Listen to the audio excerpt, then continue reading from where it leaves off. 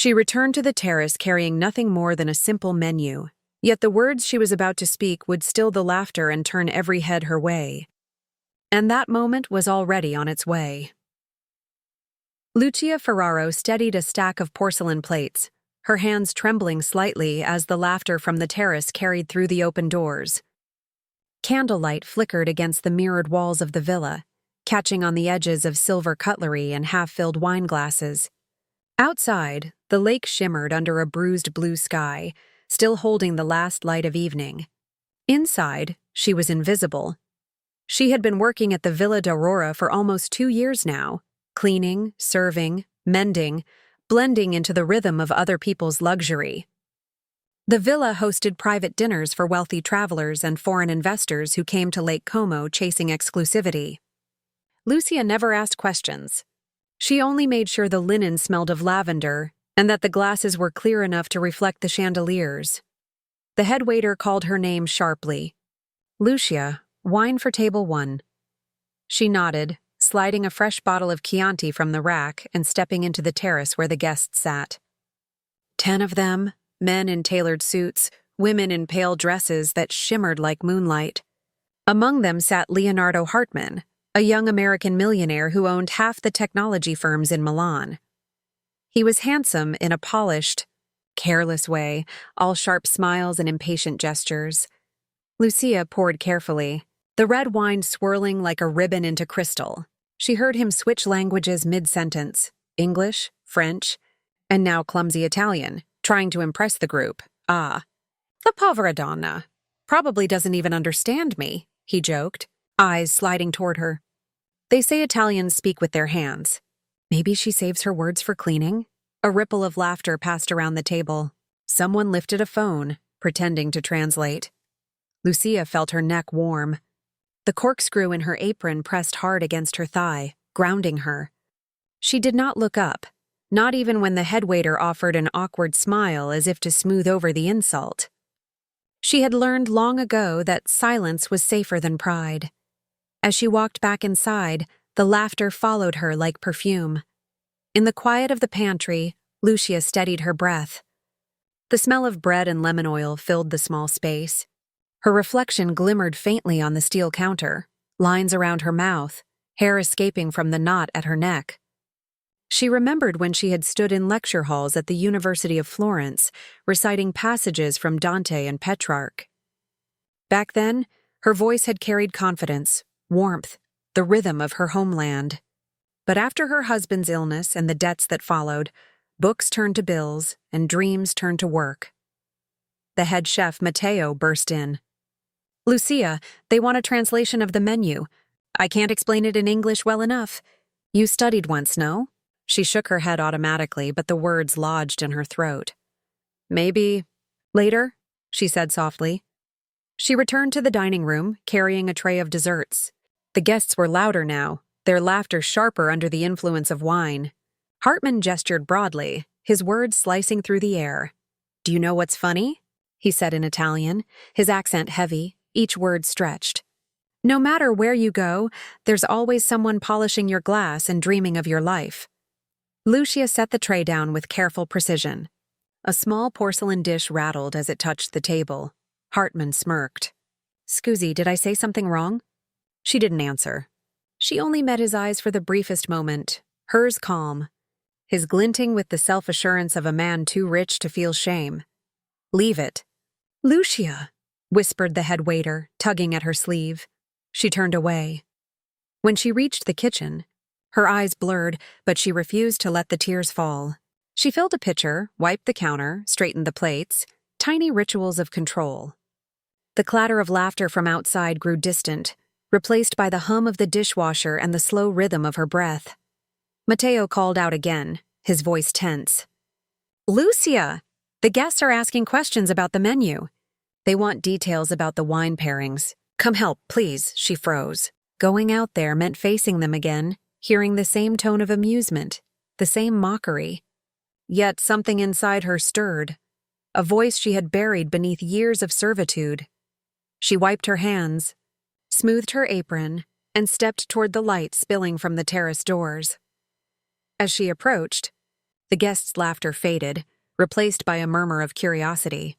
Lucia stood still for a moment, her shadow long on the marble floor, candlelight glinting off the tray in her hands.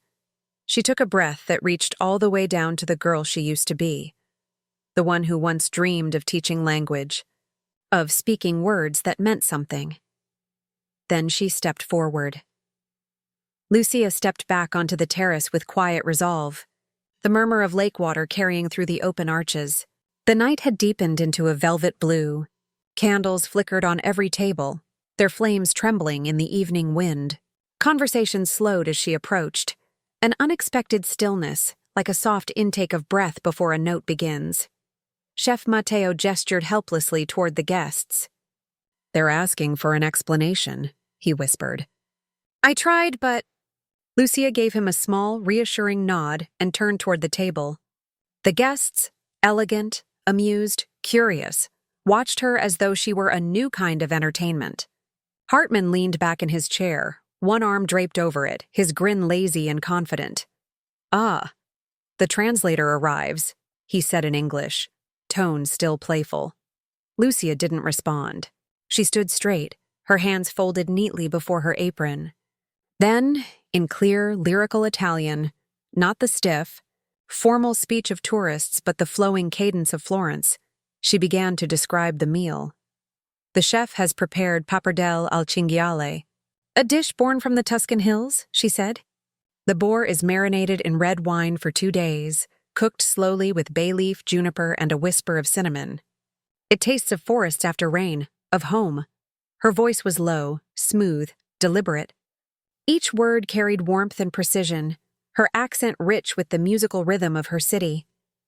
The guests leaned forward, their glasses forgotten. Even the violinist near the corner paused. "Bow hovering midair," Lucia continued, translating each course, weaving stories between the ingredients, olive groves, stone ovens, her grandmother's kitchen.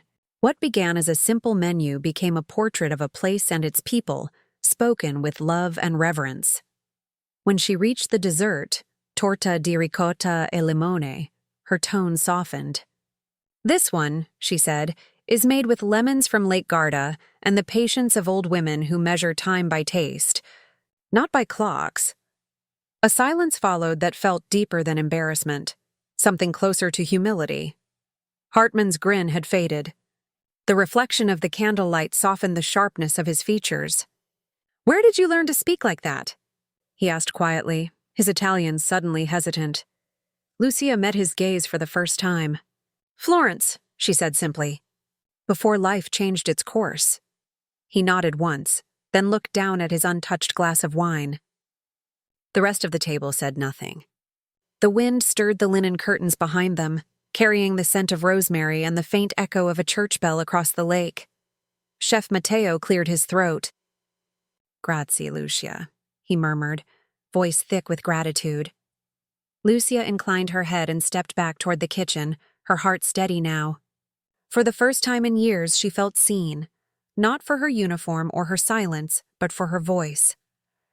Inside, the other staff members glanced at her as if seeing her anew. One of the younger waitresses whispered, "You sounded like the women on television." "The way they tell poetry." Lucia smiled faintly. "It's just how we speak where I'm from."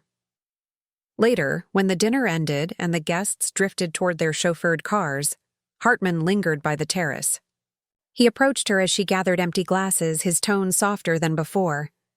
"Lucia," he began, "I owe you an apology." "I thought," she stopped him gently. "You thought I wouldn't understand," she said.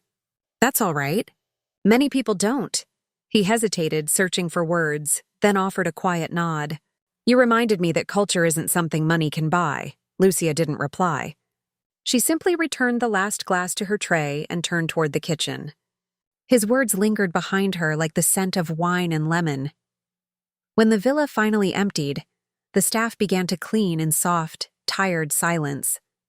Lucia moved from table to table, collecting napkins and extinguishing candles.